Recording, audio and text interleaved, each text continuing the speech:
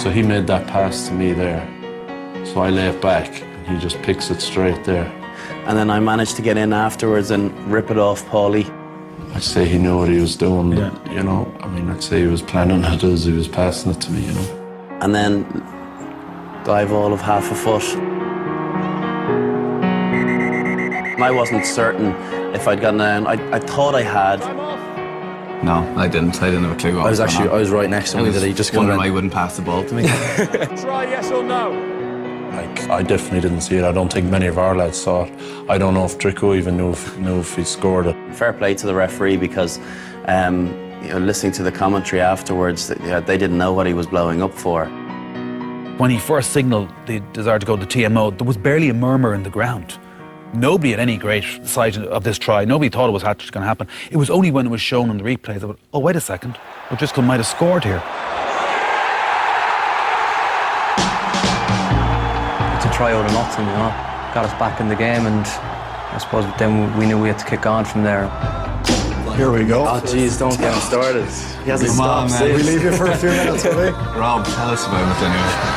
And all of a sudden it feels like there are 18 or 20,000 Irish people here. A lot of the play that we'd used up to then was actually to get, you know, for them to be thinking about something else, and then we do that crossfield kick. Obviously, you got to put something pretty special in there. So I saw it the other night again. You nearly fumbled it, didn't you? No. Tommy Bowe had one thing on his mind, and that was get that ball. We practice these moves all the time, and you know, half the time it never comes off. I mean, the kick by Rog pretty much was right in between Shane and Gavin Henson. It goes back to you never know with the bounce of a rugby ball, and Tommy just attacks it there. With a little kick, and there's belief there for Ireland, and maybe there's something in this. Maybe the opportunity is there. It is Tommy Bowe! If I'm to be honest about that, like that's... The kick is put into space, but you get a very lucky bounce and you get a really hungry and determined winger. It was, I'm getting that ball. Gavin Henson was going, I might get that ball. And I think that's one of the things Tommy does brilliantly. He's, you know, it's a blatant disregard for his own body, the way he runs those hard lines. You know, Gav gave me a nice smack in the stomach, winded me. So when I was running in, I scored and got back up. Jamie tried to jump with me and I couldn't breathe. I was hoping he might get tackled about 5 metres before and just pop it up to me, but no joy. Look at it now, I still struggle to think that it's even me, you know, scoring. You need everything really to fall, you know, face up for that to work. You never thought there was going to be that 14-point swing in the first 5 minutes after half-time. They did it by going after it. They didn't wait for it to come to them.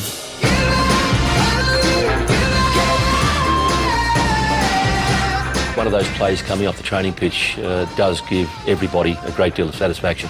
And I think that one gave you as much satisfaction as I've ever had in my life. When you come out of a scrum or off a line or whatever, like, and there's a score of first phase, like Drico scored one against France, I think, off a line-out. There was a break straight through and scored, like, and things like that just make it so easy when you can turn around, head back for the halfway line and get a minute off to drink a cup of water for a while.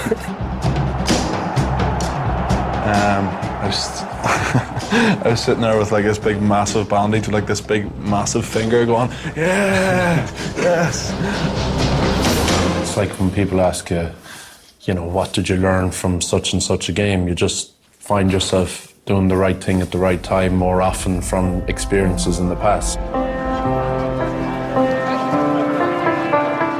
Well, I think the sense of something special was something that built slowly but surely.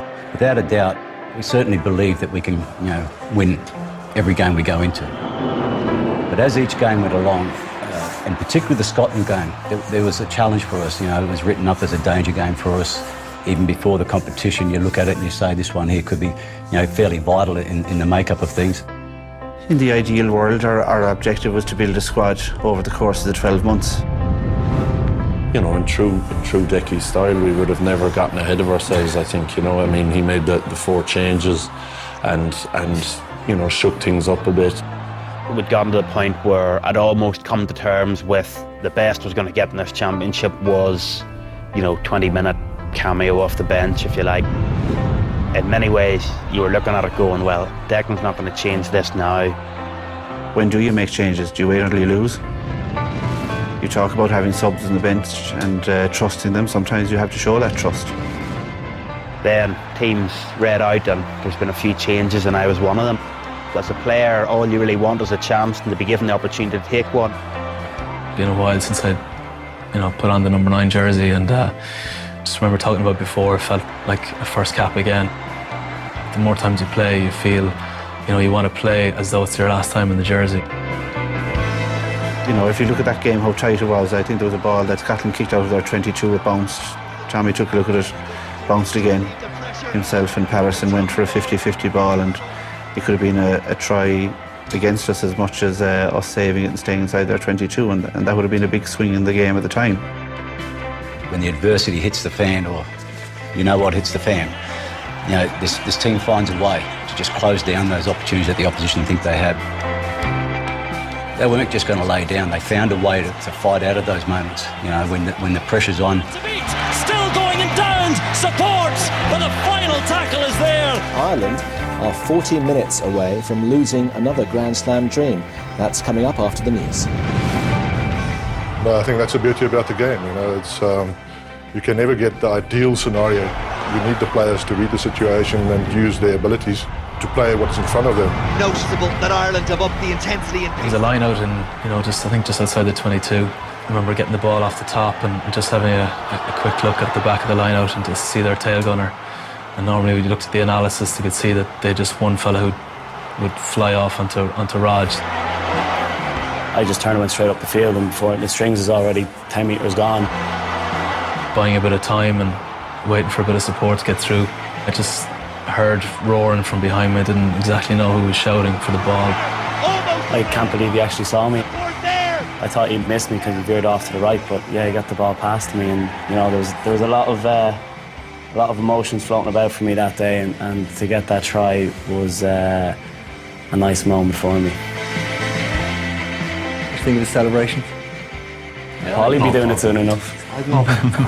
I wouldn't risk it, but I had no problem with it. I thought it was grounded the ball perfectly, so no problem as long as he ground the ball. Make sure you ground the ball. The day he doesn't do it, there'll be trouble. Try for Ireland, just when it was needed. There's no need for that, the sort of celebration. It's not football, it's rugby. Honestly, he needs to type of guy wise up that guy. Yeah, he does. Honestly, Mace, is that where he's from? Yeah. That's the type of fella he is, He prefers to be on a football field in Old Trafford, I think.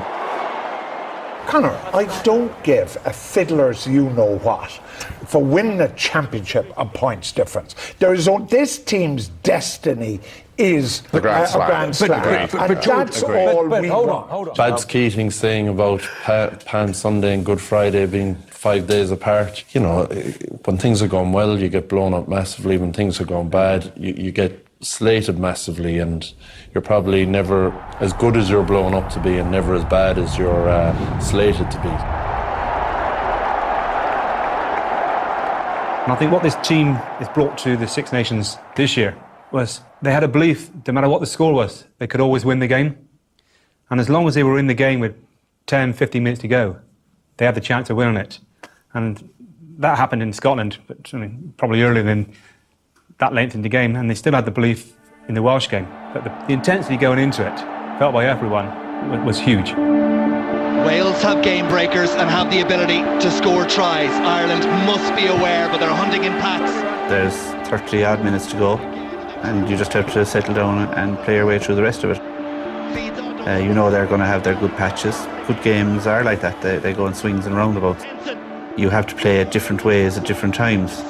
Good sides change the way they play, so you have to change the way you defend.